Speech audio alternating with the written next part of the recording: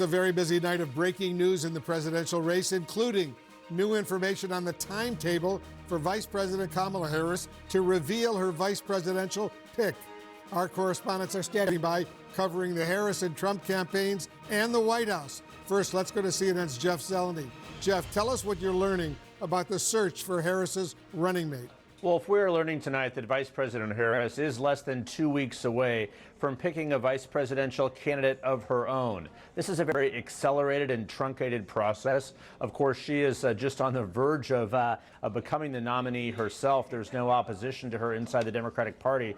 But we do know that the vetting has begun. A team of lawyers, we are told, are looking into the finances, the voting records, the public statements and social media and the like, and family histories and backgrounds of several candidates, with the idea of having a candidate for the vice president to announce in less than 2 weeks' time. The list of contenders, we are told, include North Carolina Governor Roy Cooper, who has a long relationship with the vice president. They served together as Attorney General. Also, Pennsylvania Governor Josh Shapiro. Now, both of these two men have been elected statewide in their respective states. Cooper 6 times, Shapiro 3 times in Pennsylvania. Of course, both of these are battleground states. We also believe that Senator Mark Kelly from Arizona is also said to be on the short list. The Democratic lawyers are also looking at his background. Of course, he's a NASA astronaut, has a military career of his own. The list also includes Kentucky Governor Andy Beshear, Minnesota Governor Tim Walz, and I'm told Transportation Secretary Pete Buttigieg. Of course, Buttigieg has already been vetted and confirmed by the Senate. He's also close to the vice president, and of course he ran a presidential campaign of his own, and he's a frequent sparrer out there on a cable television and other places. He has traveled around the country extensively, so the vice president is looking at him as well. But Wolf, all of this is coming as she is going to reach one of the biggest decisions she will make in her young candidacy. I'm told that pollsters are also sort of sizing up how each of these candidates would work with her in hypothetical matchups in these battleground states. I'm told that Doug Emhoff, the second gentleman, is also playing a role as an unofficial advisor, as he does on every big decision. So Wolf, taken together, what this means is that she'll be making a phone call almost four years to the day that she received that phone call from Joe Biden. She was asked to be his running mate back on August 11th, 2020. She'll be making that call, I'm told, before August 7th of 2024. And all this, Jeff, comes as Democrats have now officially approved the rules for a likely Harris nomination. Tell us about that. Yes, well, she's going to be formally nominated before the Chicago convention begins. Just earlier today, a few hours ago, the Democratic National Committee Rules Committee has voted to say that they will begin the virtual roll call nomination process after August 1st. It will be concluded by August 7th. What that means is that the 4,000 or so delegates will be voting virtually on who the nominee will be. Of course, she is the only person in contention right now for that, so she will almost certainly be voted to be the nominee. The question is, will her running mate be announced at that time? It's looking now it will be, at least by the end of the voting. Wolf. All right, Jeff, stand by. I want to go to CNN's MJ Lee. She's over at the White House for us. MJ, President Biden is about, 2 hours or so away from speaking to the nation about his decision to exit the presidential race. What do we know about his remarks? Wolf, there's no question that this is about to be one of the most defining speeches of President Biden's career. We know that he is going to elaborate on his decision to drop out of the 2024 race and also set forth his agenda for the remaining months of his time in office. This is a speech, Wolf, that the president began drafting while he was still isolating in Rehoboth, and I am told that he has been working on this throughout the day here at the White House with his top advisors and speechwriters. And as is expected with many of his major speeches, it is likely that he will be putting the final touches on this speech until the final moments before he begins those remarks from the Oval Office.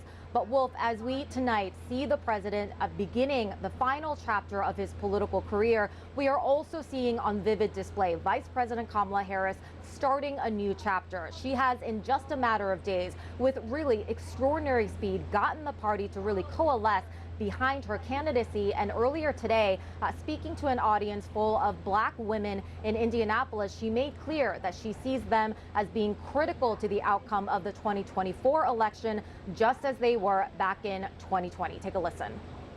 Your leadership continued in 2020 when, during the height of a pandemic, you helped elect Joe Biden President of the United States and me as the first woman Vice President of the United States.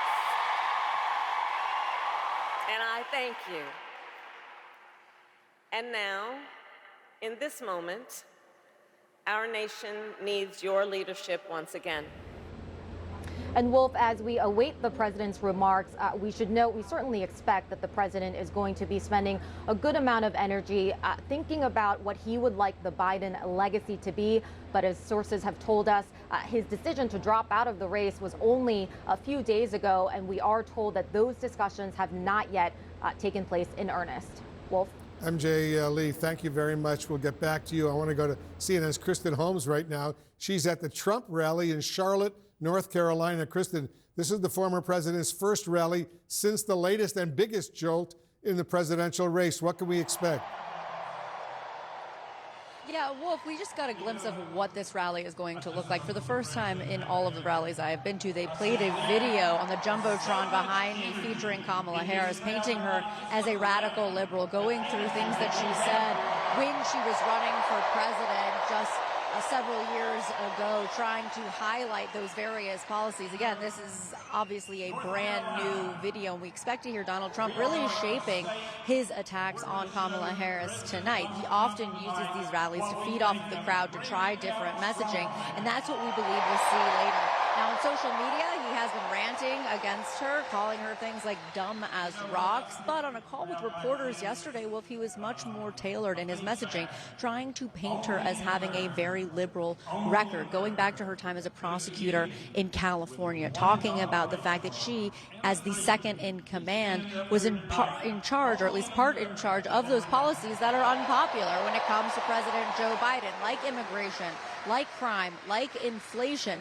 That is what his team wants him to focus on. That is what they want all Republicans to be focused on, is her record and tying her to Joe Biden and Joe Biden's policies. Remember, Wolf, we are really in a race right now to define Kamala Harris, and Donald Trump is part of that. They believe there is an education gap, that people don't know a lot about Harris, and they want to use that void in the next several days, weeks, to fill it with negative information around Kamala Harris to be the ones who define Harris instead of Harris being able to define herself.